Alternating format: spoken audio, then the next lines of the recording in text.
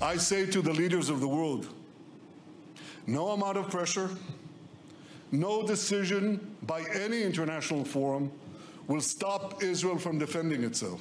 If Israel is forced to stand alone, Israel will stand alone.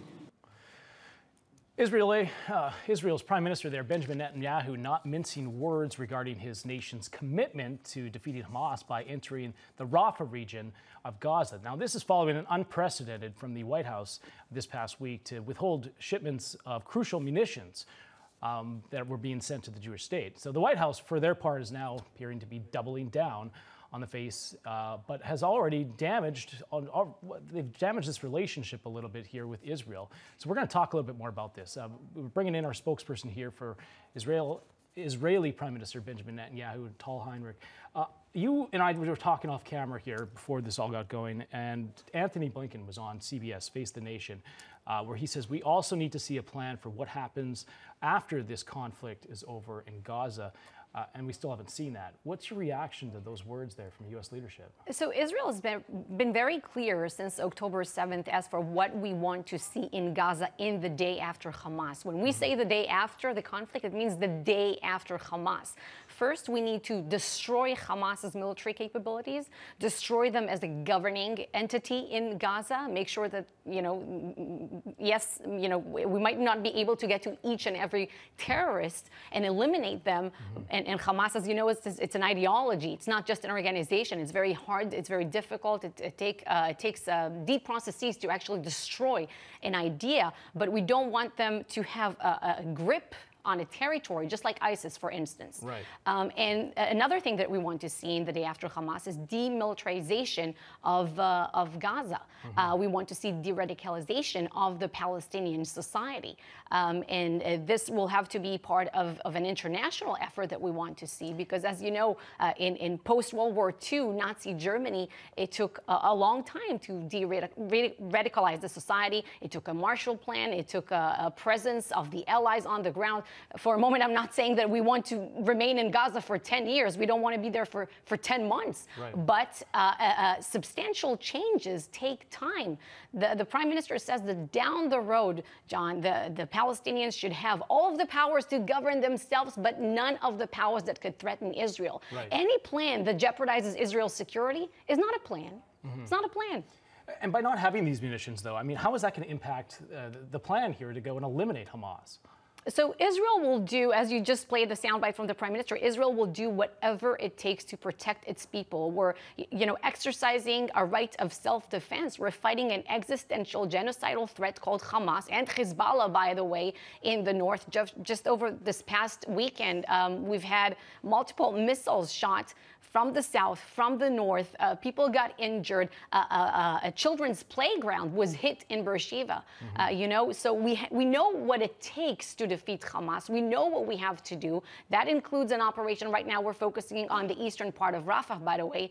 We're still operating in the north of the Gaza Strip, in the center of the Gaza Strip. There's still a lot to be done, but we will do it regardless, Yeah, I want to play the soundbite here from President Biden. This is his remarks with that pause of the munitions. Let's play that right.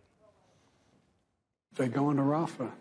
I'm not supplying the weapons that have been used historically to deal with Rafah, to deal with the cities, to deal with that problem. It's just wrong. We're not going to supply the weapons and the artillery shells used that have been used. Artillery shells as well. Yeah.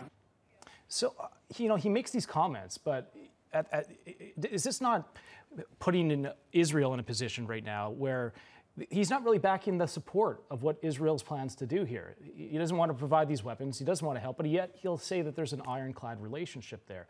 Is this damaging the relationship between the two sides? A few things to break down here. First, it's important to mention that our war aims, the war objectives, they have not changed since October 7th, to destroy Hamas, bring the hostages back home, make sure that Gaza will never pose a terror threat to Israel again.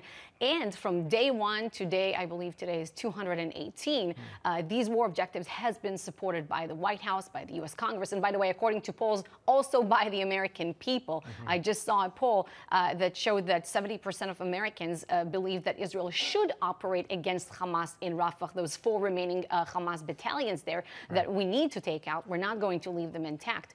But there's no secret also that there are a few disagreements between Washington and Jerusalem. We don't have to agree on each specific detail that pertains to this war. But in the big scheme of things, yes, we do see eye to eye, and Israel will do whatever it takes to protect its population. Let's get to this. This is interesting since the stance of the White House it seems to be changing now.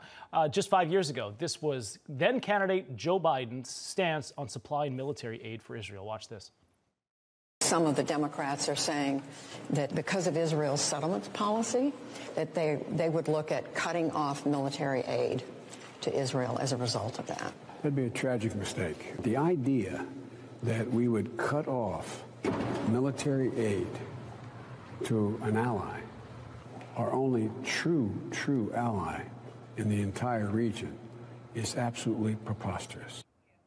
That was Joe Biden, 2019. His stance clearly has changed. But you look at that, and is he playing into the politics of this? I know you don't like to get into the American politics, but clearly what we're seeing here on college campuses, and it is playing a factor in Joe Biden's poll numbers.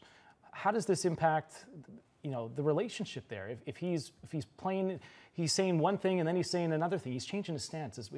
How true is his word? The U.S.-Israel relationship is strong. It will remain strong. The American people, you guys don't like terrorists. We don't like terrorists. You guys get it. We get it. There are many reasons why it's essential that Israel will defeat Hamas. And it not only pertains to our security, by the way. It's about national security to this country, too, and it's about global security. We need to send the right message to terrorists around the world. Before coming here, I just watched UK Foreign Minister David Cameron speaking exactly about the notion of an arms embargo on Israel. And he said 3 things. He said an arms embargo on Israel would strengthen Hamas, weaken Israel, and make a hostage deal less likely. And that is true. There's no substitute for a victory over Hamas. Simply, you think we want to send our sons, our daughters, our husbands, and brothers to risk their lives and die in Gaza? Over the past week, 12 of our best people were killed in battles in South and North. We don't want to, but we don't have another choice. We need to live. Yeah. And with President Biden, with what he's doing now, what message does that send to Iran and these terrorists that if they're not going to send munitions to help, does that send another message to them that it's okay to keep doing this? Well, I think the U.S. and Israel and also other countries that were involved sent a very strong message to Iran just a few weeks ago when we together repelled an unprecedented attack on Israel. So I think there's no doubt that the Iranians are getting the message. President Biden, he stood by Israel and in Israel, and he told our enemies, don't try us and don't test us, and he moved assets to the region. So I don't think that our enemies, they shouldn't be mistaken. Yes, we have certain differences, but we have a way of, discussing them, and that's not in the public eye. We do so behind closed doors. We're best friends, best allies. As I said, we don't have to agree on every small detail, but we have a way of communicating these things, sharing concerns, and talking policies. All right, we'll leave it there. Thank you so much. Appreciate you coming on. Tal Heinrich here. Appreciate it.